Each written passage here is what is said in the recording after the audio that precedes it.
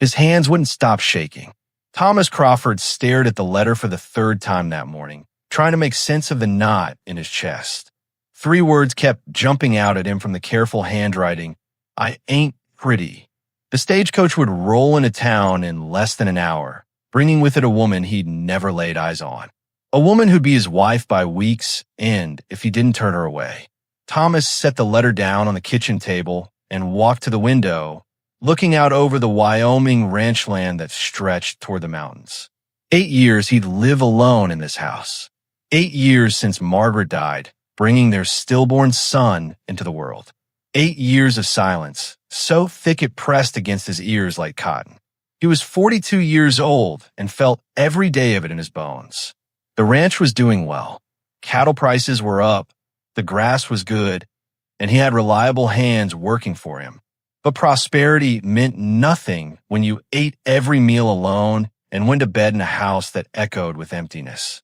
His sister Emily had been the one to finally break through his stubborn isolation.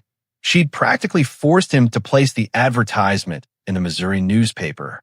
"You're dying by inches, Thomas," she'd said, "and I won't watch it anymore." The advertisement had been simple. Rancher, widower, seeking honest woman for marriage. Must be of good character and willing to work. Wyoming territory. He hadn't expected much response. Who wanted to come out to the middle of nowhere to marry a man they'd never met? But the letters had come. A dozen of them. Most he'd thrown away after reading the first few lines. Women wanting to know how much land he owned, how much money he had, whether he'd buy them dresses from San Francisco. Then came Sarah Mae Jenkins's letter. It was different from the start. No questions about money or land. Instead, she'd written about the garden she kept behind the boarding house where she worked. She'd told him about a bird that nested in the eaves every spring and how she left out seeds for it. She'd asked him if Wyoming had fireflies because she missed them from her childhood. Small things, real things, things that made him smile for the first time in longer than he could remember. They'd exchanged 6 letters over 3 months. With each one, Thomas found himself checking the mail more eagerly. Sarah wrote like she talked, he imagined, direct and honest, with a dry humor that caught him off guard. She'd asked him real questions. What did he regret most in his life? What made him laugh? If he could go back and change one thing, what would it be? And she'd answered the same questions about herself. She told him about losing her parents young, about working since she was 14, about the loneliness of watching other people's lives while feeling invisible in her own. Thomas had found himself being more honest in those letters than he'd been with anyone, even Margaret. He'd written about his failures as a husband, about how he'd been so focused on building the ranch that he'd forgotten to build a marriage, about how Margaret had been beautiful and kind, and how he'd somehow managed to make her lonely even when they were in the same room. He'd promised himself that if he ever got another chance, he'd do better. He'd be better. But now this letter, it had arrived yesterday, and it had kept him up all night. Sarah's handwriting had been shakier than usual, as if her hand had trembled while she wrote. Mr. Crawford, it began formal after months of using his first name. I need to tell you something before I arrive, and you have every right to send me back on the next stage if you choose. I ain't pretty, sir. I'm plain as a fence post, and that's being generous. I'm 34 years old with brown hair that won't hold a curl and a face that's easy to forget. I know you never asked what I looked like, and I appreciated that more than you know, but it wouldn't be right to let you think you're getting something you're not. Thomas had read those words over and over, feeling something twist in his gut. But it was what came next that had really struck him. I'm telling you this now, so I won't have to see disappointment in your eyes when I step off that coach. You seem like a good man, Mr. Crawford, and I'd rather remember you from your letters than see you try to hide what you're feeling. But I need you to know something else too. I can cook, sir. I can cook better than anyone you've ever met. And I know what it means to be invisible. I know what it means to be the person nobody notices. Maybe that's what you need. Someone who won't expect much. Someone who'll be grateful for whatever kindness you can spare. The letter had ended simply. I'll be on the Thursday stage. If you're not there to meet me, I'll understand. Sarah Mae Jenkins. Thomas picked up the letter again, running his thumb over her signature. His first reaction had surprised him. He felt disappointed, yes, but not because she wasn't pretty. He was disappointed because she thought it mattered, because someone had made her feel like her only value was being useful, being invisible, being grateful for scraps. And he was disappointed in himself for placing an advertisement that made her think he was looking for a transaction instead of a person. The truth that had kept him awake was simpler and more complicated than appearance. He'd been looking forward to meeting her. Not the idea of her, not just a wife, but Sarah. The woman who wrote about fireflies and asked him about regrets. The woman whose letters had made him feel less alone for the first time since Margaret died. And now she was coming here, believing she had to apologize for her face. Thomas. Emily's voice came from the doorway. His sister had arrived early, as she'd promised, to help him meet his bride. She was 50 years old, sturdy and practical, with gray streaking through her brown hair. She'd been widowed herself 10 years back and had no patience for foolishness. You ready? I don't know what I am, Thomas admitted. He handed her the letter. Emily read it quickly, her lips pressing into a thin line. Lord have mercy, she said quietly. Someone hurt this girl bad. I know. You thinking of turning her away? Thomas looked at his sister. Are you out of your mind?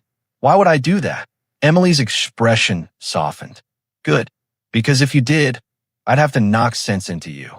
Come on, stage will be here in 30 minutes. She paused at the door. Thomas, just so you know, Margaret was beautiful, and you failed her anyway. So maybe try seeing if someone's heart is pretty instead of their face. The words stung because they were true. Thomas grabbed his hat and followed his sister out to the wagon. The ride into town took 20 minutes, and he spent every one of them trying to figure out what he'd say. How did you tell someone that you weren't disappointed when they'd spent a lifetime learning to expect nothing else? The town of Clearwater wasn't much. A main street with a general store, a saloon, a church, and a handful of other buildings. The stagecoach stop was in front of the hotel, and there was already a small crowd gathering. News traveled fast in a small town, and everyone knew Thomas Crawford was collecting his mail-order bride today. The stage rolled in right on time, dust billowing up from the wheels. Thomas's heart was hammering so hard he could hear it in his ears. The driver climbed down and opened the door. A businessman stepped out first, then an older woman, then a young cowboy. Thomas was starting to think Sarah had changed her mind when one more passenger appeared in the doorway. She stood there for a moment, and Thomas got his first look at Sarah Mae Jenkins. She was exactly as she described herself. Brown hair pulled back in a simple bun, average height, wearing a plain gray traveling dress that had seen better days. Her face was ordinary in every conventional sense, but it was her eyes that caught him. Brown eyes that were intelligent and wary and kind all at once. Eyes that had seen disappointment before and were bracing for it again. She climbed down from the stage carefully, clutching a worn carpet bag in one hand and a large covered basket in the other. She looked around the small crowd until her gaze landed on him. For a long moment, they just stared at each other. Thomas saw her shoulders straighten, saw her chin lift slightly, like she was preparing for battle. She walked toward him slowly, stopping a few feet away. You're Thomas Crawford? Her voice was quiet but steady. Yes, ma'am. I'm Sarah Jenkins. She paused, and he saw her throat work as she swallowed. The letter I sent, it wasn't to give you warning so you could refuse me. It was so I wouldn't have to see disappointment in your eyes when I got here. She met his gaze directly. Thank you for not showing it, even if you feel it. Thomas felt every eye in town on them. He knew this moment mattered. He knew that whatever he said next would set the tone for everything that came after. He thought about all the things he could say, all the polite reassurances.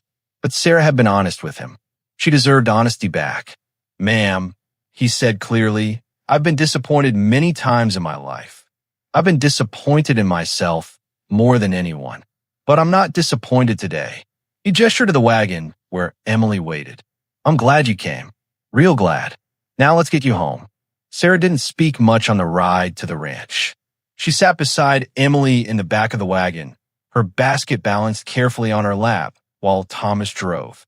Emily tried to make conversation, asking about the journey and the weather back in Missouri, but Sarah's answers were brief and polite. Thomas understood. She was waiting for the other shoe to drop, waiting for him to change his mind. The ranch came into view as they crested the last hill.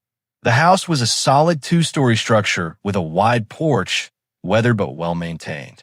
The barn and outbuildings were in good repair, and cattle dotted the pastures stretching toward the mountains. It was a good property, and Thomas had worked hard to build it.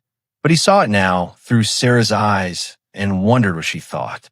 "It's bigger than I expected," Sarah said quietly. It was the first thing she'd said without being asked. "Been here 15 years, Thomas replied. "Built most of it myself, with help from the hands." When they pulled up to the house, Jake, the ranch foreman, came out to help with the luggage. He was a grizzled man in his 50s who'd been with Thomas since the beginning. He tipped his hat to Sarah. "Ma'am, welcome." "Thank you," Sarah said. She clutched her basket tighter. Emily showed Sarah inside, while Thomas and Jake brought in her single carpet bag. The house was cleaned but sparse. Thomas had never been one for decoration, and after Margaret died, he'd seen no point in it. The furniture was practical and sturdy. The rooms felt empty despite being lived in.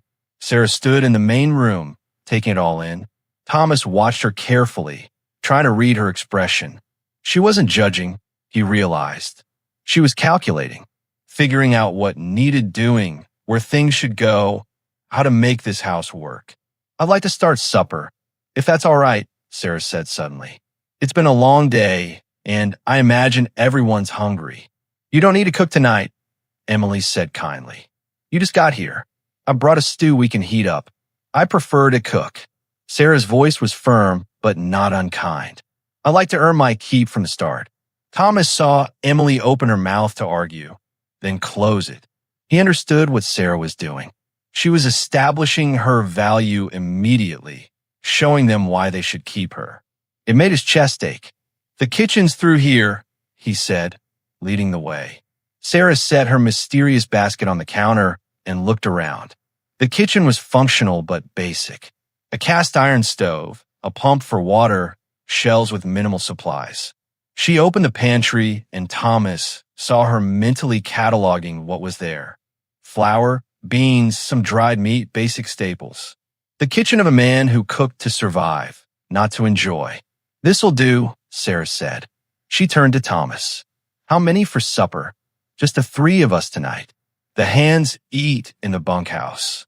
Sarah nodded and started unpacking her basket.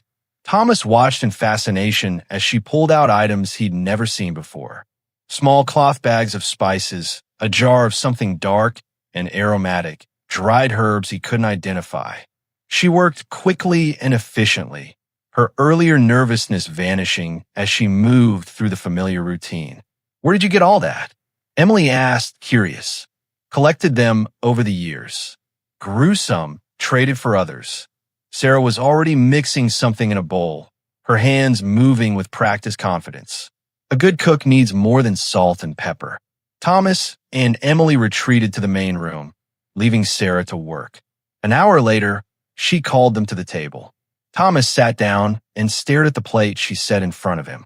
It wasn't the simple fare he'd expected. The meat was tender and covered in a rich sauce that smelled like nothing he'd ever encountered. The vegetables were seasoned with something that made his mouth water. There was fresh bread somehow, despite her just arriving. He took a bite and stopped. Just stopped. It wasn't just good. It was extraordinary. The flavors were complex and layered, each one distinct but working together. He looked up at Sarah, who was watching him with those careful, guarded eyes. Emily had taken a bite too. "Lord have mercy," she whispered. Jake had come to the kitchen door to ask about tomorrow's work and froze when he smelled the food. "Ma'am," he said to Sarah, "I don't mean to be forward, but I'd ride through a blizzard for another plate of that." The tiniest smile touched Sarah's lips.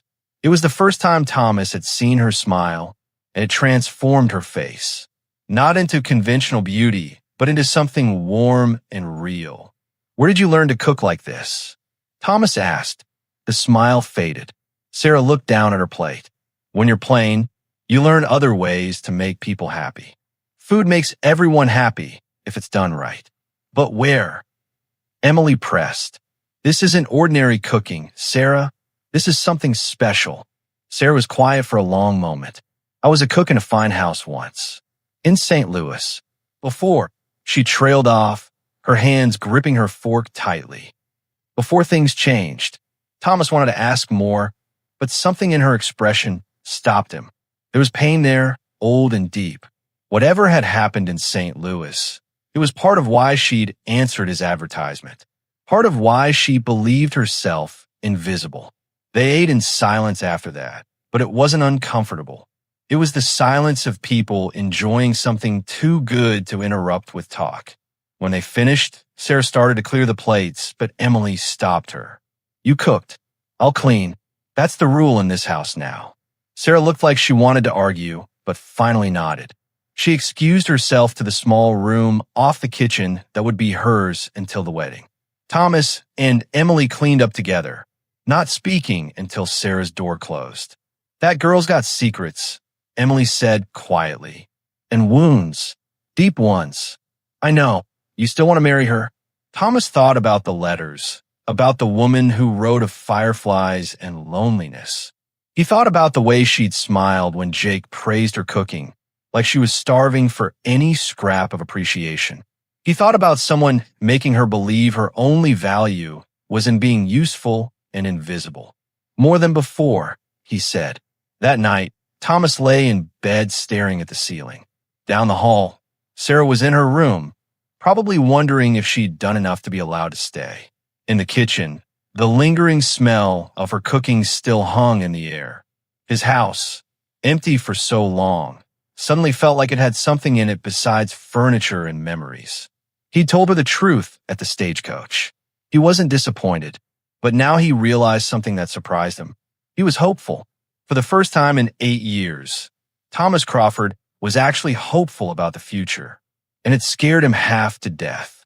The first 3 weeks passed in a careful dance. Sarah transformed the house, not with decoration, but with life. The kitchen became the heart of everything.